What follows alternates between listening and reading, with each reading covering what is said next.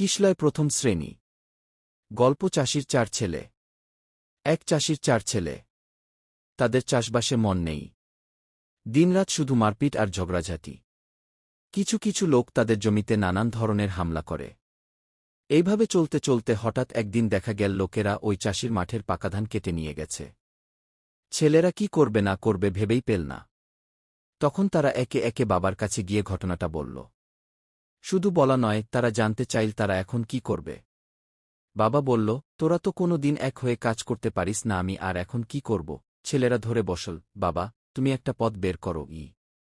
কয়েকদিন পর চাষি তাদের বলল, বাপু হে, তোরা এক কাজ কর, এক আটি লাঠি নিয়ে আয় তো। ছেলেরা এক আটি লাঠি নিয়ে এলে চাষি বলল, এবারে তোরা এক একজন করে লাঠির আটিটা ভাঙত। ও সবাই জোর খাটাল, কেউ ভাঙতে পারল না।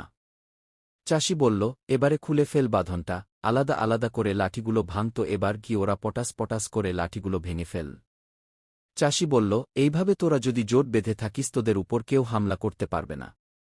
আর যদি আলাদা আলাদা থাকিস, তোদের উপর সবাই জোর খাটাবে, কেড়ে নেবে তোদের জমি, তখন খাবি কি?